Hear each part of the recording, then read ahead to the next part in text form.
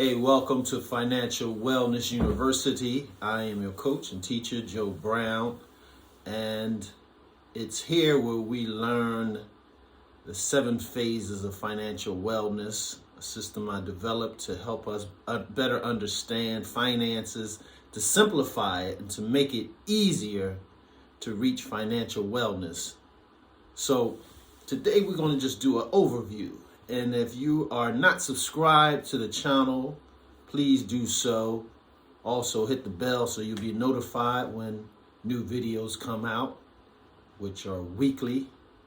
And give me a like button. Hit that like button. Give me a like so that YouTube can broadcast these videos even more so that more people will experience financial wellness. Let's get into it.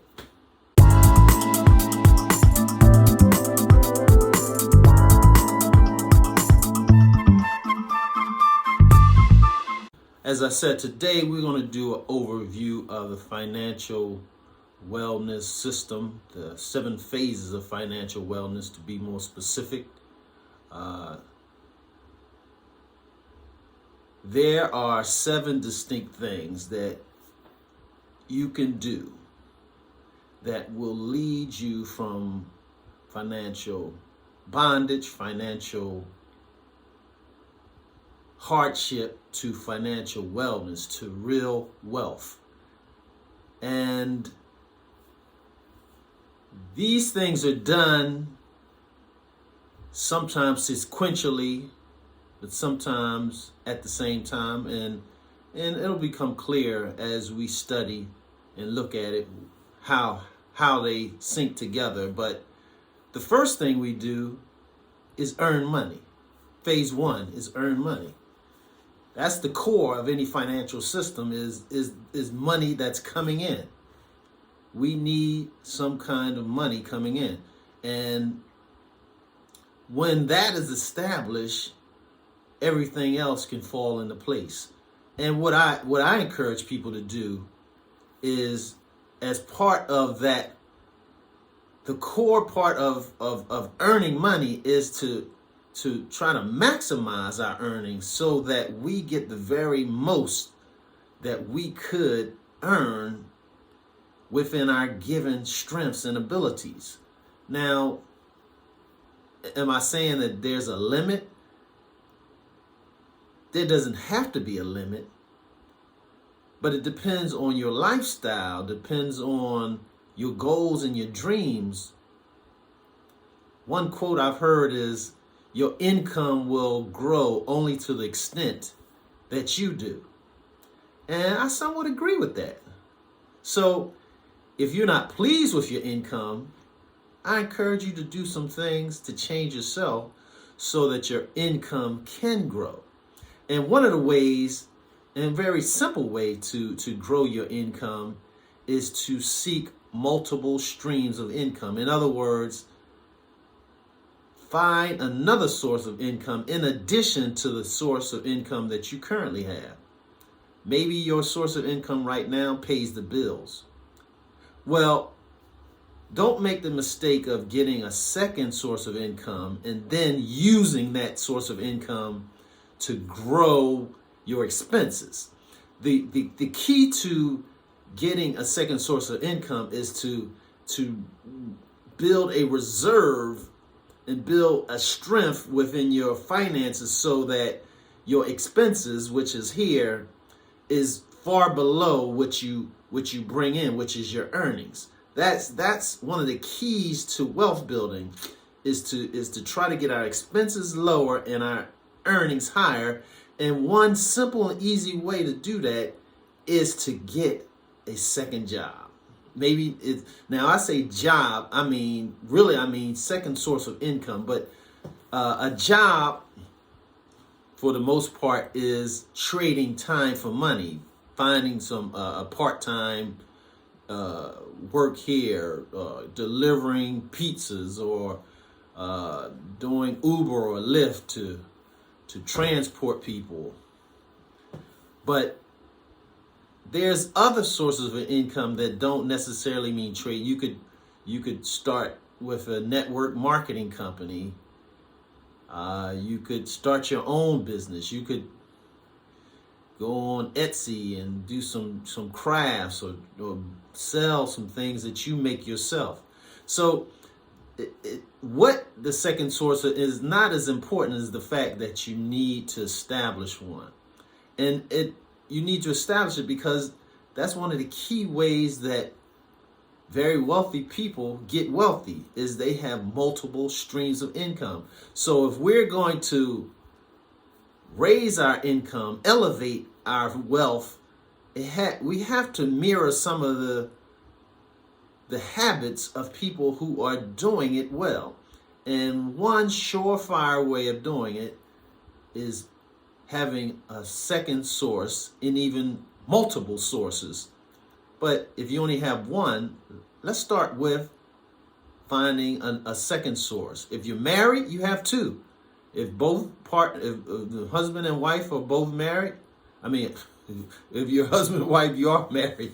But if the husband and wife both have a income, then you have two incomes right now.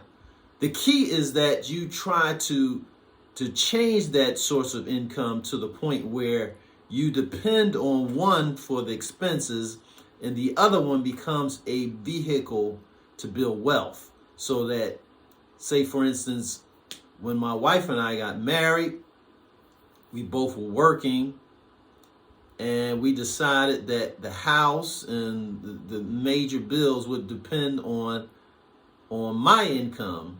And what happens? She gets pregnant and she comes home, and now we're not stuck because her leaving that source of income didn't decrease our standard of living, because our standard of living wasn't based on her working. Now, eventually she went back to work, and her income could help us grow our savings and help us grow wealth, real wealth. So it's the same for overtime. If you get overtime, don't start raising your bills. Okay, I make $400, now I'm gonna get a car. Don't do that. Earn money, get a second source to get a gap between what your expenses are and what your income are. So that gap will turn into your wealth. Use that gap to invest the money. Use that gap to build emergency income first. Use that gap to pay down debt and get out of debt, which we'll talk about in phase 4, which is protect. But phase 2, give. Giving does things for you that receiving never will. Giving makes you feel good on the inside. And guess what? Giving conquers. A person not greedy will likely not be stingy either. And what do I mean? Generous people have a way of making more money than stingy people. You would think counterintuitive. If I hold my money, I'll make more. But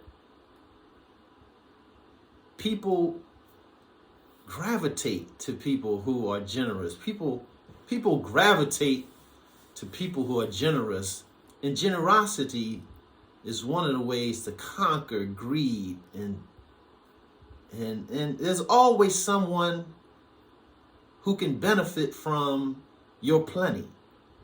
No matter how much or how little you have, there's someone who has less than you. And if we get in the habit of helping people, this world is going to be a better place. So giving is very important to helping us establish financial wellness. And then phase 3 is track. We have to know what's coming in and what's going out. The better we do that, the better we get a hold on how our money is growing and where it's going, because we can never fully understand our finances till we get a handle of what's coming in and what's going out. And it gives us an idea of where we are. I recommend what's called a net worth chart, which basically outlines all of your liabilities, all the debts that you have. Well, first you outline all of your assets, everything you own, your house, your car, your bank accounts, your investment accounts, your furniture, your jewelry, everything you own, all your assets, and you take that and build it up and turn it into a large number. Hopefully it's a large number. And then you take your liabilities, all the things you own, like your house is an asset because it has a market value. Say your market value is $300,000. But if you have a mortgage, that's a liability. So your mortgage may say you owe $200. Okay, so that means if your all your assets was at home and your only liability was your mortgage, then that means 300 minus 200 in the mortgage means your net worth would be $100,000. That's positive and that's good. We wanted to be a millionaire, to have have a millionaire status. Your net worth should be $1 million or more. That's what a millionaire really is. Not a person who earns millions, but a person whose net worth is $1 million or more. So as we strive to get out of debt, our liabilities are going to be less and less to the point where they're zero. That means no liabilities and only assets. So your chances of becoming a millionaire or to be financially well is going to be greater based on the least amount of debt that you have. That's basically a net worth chart. A net worth is your assets minus your liabilities equal your net worth. That's a net worth. And a daily record of tracking is a budget. Now I say daily because when you spend, you should be recording what you're spending. You should be recording everything that's going out, but it should be based on a monthly budget, meaning before the month starts, you should predetermine what you're going to likely spend in that month. What you're going to spend for mortgage, what you're going to spend for your car note if you have one, what you're going to spend for your utilities, what you're going to spend on food, what you're going to spend on entertainment, whatever, what you're going to spend on school. Many of these costs are going to be pretty stable. Some of them will fluctuate a little, but that's why you decide before the month begins what you think these would come to. Now, it takes a few months to get an idea of how much these expenses might be, and as you record them, say you said your utility bill would be for electric. Let's just say for electric would be $100, and it was 105. Well, if it's 105 consistently or over 100, then maybe you should raise that budget level to 110 or 115 so that you don't consistently go over your budget. Now, the more you lower your expenses, the more you have what's called a surplus. A surplus you'll have at the end of the month. Now, this includes also what you save, what you give. So the surplus is expenses that the surplus is basically what you have left after everything that you have to pay for is taken care of. Now, that surplus would generally turn into, for me, it would turn into even bump up my savings. If I have 3 months, maybe I'll bump it up to 4 months. If I have investments, I'll increase my investments, or I'll turn it into a fund for something like my Christmas fund, my car fund. So, but most people don't have enough money at the end of the month. And I want to get you to that point where you start to, but if you don't track it, you never will, because you don't know what's going. For years, I struggled thinking that the bank might have been siphoning money from my account, and it was me that was just overspending in my budget. And mainly it was food.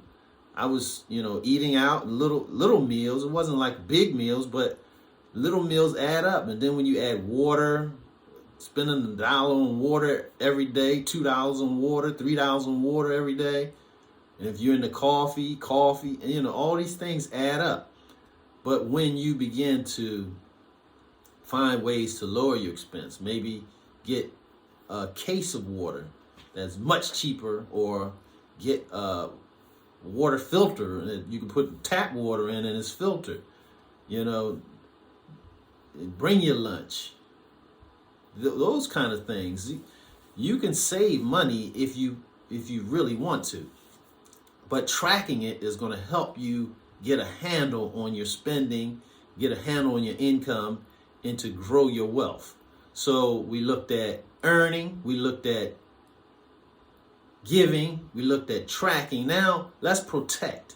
Because if you don't protect the income that you have, the money that you've earned, there's somebody out there who wants it. They're gonna take it through aggressive sales tactics. They're going to take it through trying to overcharge you for stuff. They're going to take it from trying to sue you or whatever. There's always going to be somebody out there who wants what you have, and you have to do your very best to protect it.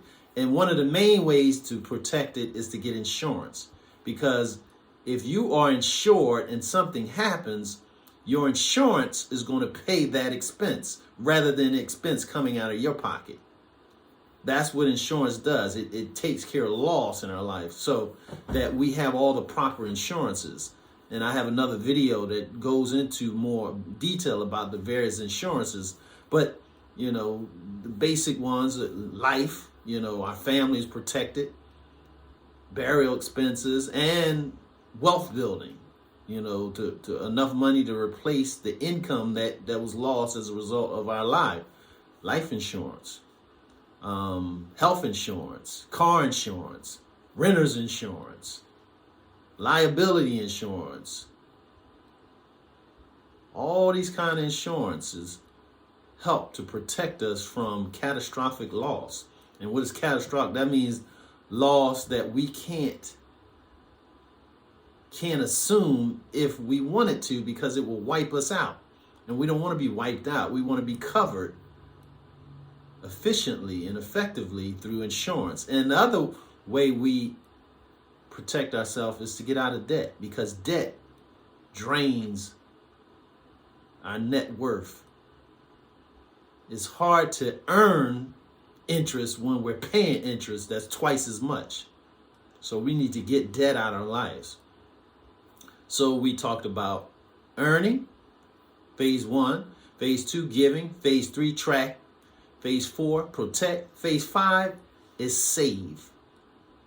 Phase 5 is save. Phase 5 deals with the 3 main ways we save is 1, save for emergencies, save for wealth building, and then save for major purchases.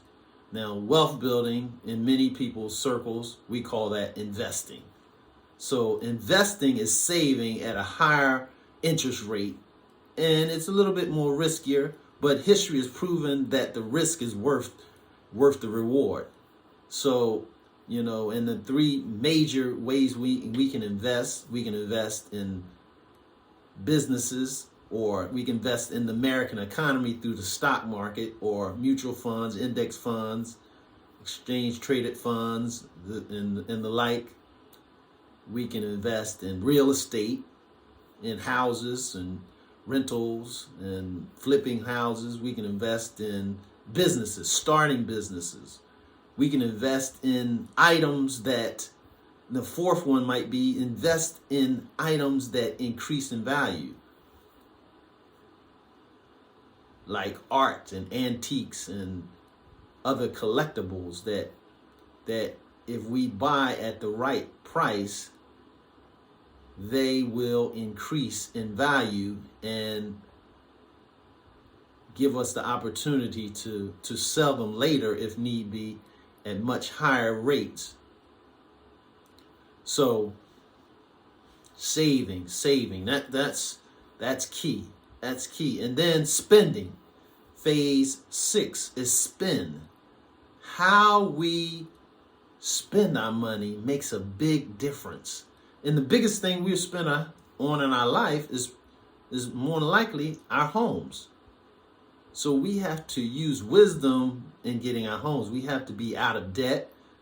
We should be out of debt. We should have the largest down payment that we possibly have. 20%, you know, try to avoid that PMI that the bank charges, so that if we can't pay, they have a way of paying the mortgage off.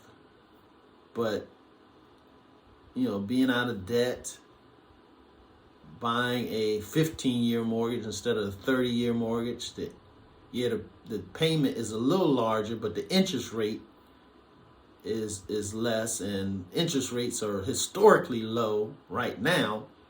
They could start to climb, but if you buy a home, it's going to be a blessing and not a burden. If you buy it the right way, if we spend money the right way, and you know, I always say, think frugality, not think luxury, but think, let me get the best buck for my buy. Let me get the best. I mean, sometimes spending a little bit more can be the best buy, but generally we trying to look for the low, try to buy low and sell high. That's really the wealth building formula. Buy low, sell high. So we always look for a bargain. We always try to negotiate a lower price when we're spending. We always try to find ways to lower our spending, not find more ways to spend, but find less ways to spend. So we talk about, you know, not giving into all the advertisements, having some sales resistance, and being smart in how we buy large items. And then the 7th phase is enjoy. It doesn't make sense to accumulate a whole lot of money and never enjoy it. And part of enjoying it is keeping our health up, keeping our body right, exercising, eating right, getting proper rest. That's how we enjoy life. You can have all the money in the world and be bed-stricken and you can't enjoy it. So enjoy. Do pursue those, what people call the bucket list. Don't keep talking about it. Budget, put something in your budget to pursue something that matters to you. Go on that trip. Now don't go into debt for a trip, but budget for it. It might take a few years to gather all the money. There's no rule that says you have to go on a big vacation every year. But if you save up and go on the vacation of your life, of your dreams, it's going to build memories that all these other little tiny things really don't pale in comparison to. So enjoy life. So, if this has helped you, please again, give me a like. These are the 7 phases of financial wellness to move from financial bondage or financial struggle to financial freedom and vitality. I hope this has been helpful. Thanks for watching, and God bless.